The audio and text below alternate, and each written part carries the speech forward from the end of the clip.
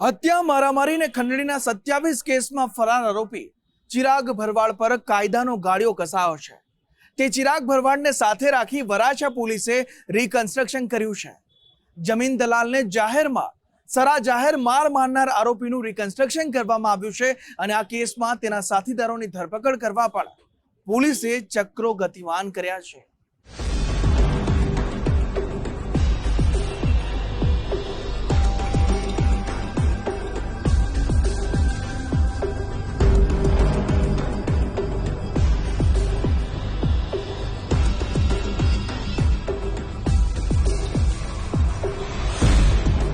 સુરત પોલીસની ગિરફતમાં બે હાથ જોડીને લંગડાતા ચાલતો કુખ્યાત ચિરાગ ભરવાડ ભાવનગરના પરસાળા રોડ પરથી થોડા સમય પહેલા ઝડપાયેલા માથાભારે આરોપી સામે પાલ પોલીસ સ્ટેશનમાં 15 લાખની ખંડણીનો ગુનો નોંધાયો હતો।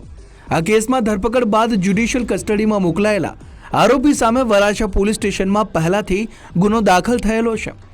વરાછા પોલીસે ચિરાગ ભરવાડનો ટ્રાન્સફર વોરંટથી કબજો મેળવીને ગુના સ્થળે લઈ જઈને રિકન્સ્ટ્રક્શન હાથ ધર્યું। આ ચકચારી કેસ પર નજર કરીએ તો વરાછાની તિરુપતિ નગર સોસાયટીમાં રહેતા 50 વર્ષીય અશોક પાંચાણી જમીન લે વેચના વ્યવસાય સાથે સંકળાયેલા છે। લાંબા સમયથી ચાલતા એક જમીન સંબંધિત વિવાદમાં ચિરાગ ભરવાડે અશોક પાંચાણી સાથે સરાહ જાહેર મારામારી કરી હતી। ગત 4 માર્ચે વરાછાની તિરુપતિ નગર સોસાયટીના ગેટ પાસે આ બનાવ બન્યો હતો। ચિરાગ અને અન્ય તેના બે સાથીદારો કારમાં ત્યાં પહોંચ્યા અને એક્ટિવા પર જતા જમીન દલાલને ગેટ પાસે જ આંતરી લીધા। અશોક પાંચાણીને ટક્કર મારી એક્ટિવા પરથી નીચે પાડી લાકડીઓના આડેધડ ફટકા મારવા લાગ્યા। આ બનાવથી આસપાસમાં ભયનો માહોલ સર્જાયો।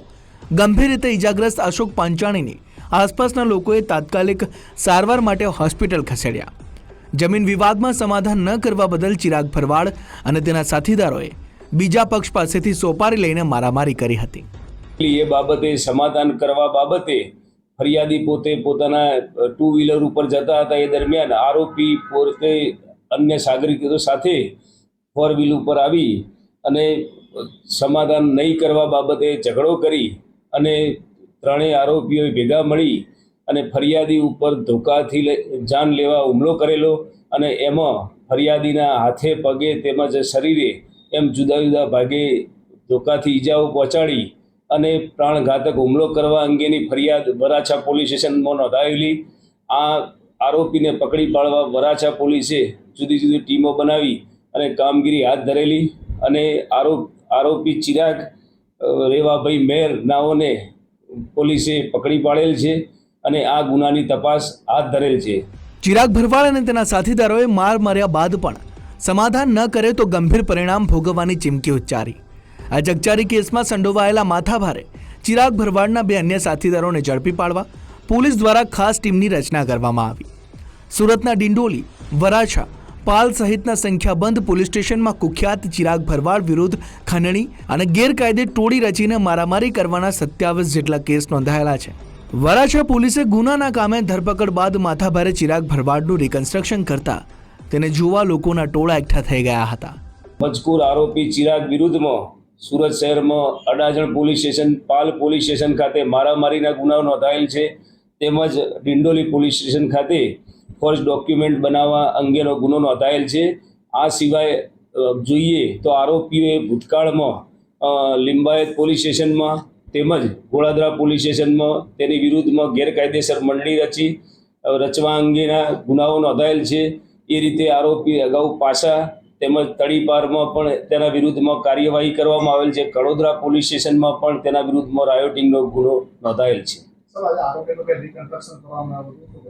હા, આ સદર ગુનાના કામે આરોપીની ધરપકડ કરવામાં આવેલ અને જેના અનુસંધાને ગુનાવાળી જગ્યાનું પંચનામું કરવા માટે આરોપીની હાજરીમાં રિકન્સ્ટ્રક્શન પંચનામું વરાછા પોલીસ સ્ટેશનના આઈઓ દ્વારા કરવામાં આવેલ। ચિરાગ ભરવાડ સામે વર્ષ 2024માં ઉત્તરાયણ પોલીસ મથકે ગુજસીટોકનો ગુનો દાખલ થયેલો છે।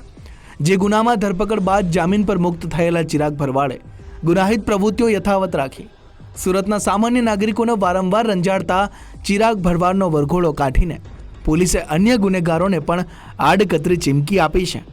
સુરતના અન્ય પોલીસ સ્ટેશનની ટીમ પણ આગામી દિવસોમાં માથાભારે ચિરાગ ભરવાડની ટ્રાન્સફર વોરંટના આધારે ધરપકડ કરી શકે છે। ચિરાગ સામે નોંધાયેલા અન્ય ગુનાઓમાં સચોટ પુરાવા મેળવીને કાયદાનો સકંજો કસવામાં આવી શકે છે. કેમેરામેન દિવાંગ રાણા સાથે રાકેશ બ્રહ્મભટ્ટ, ગુજરાત ફર્સ્ટ, સુરત.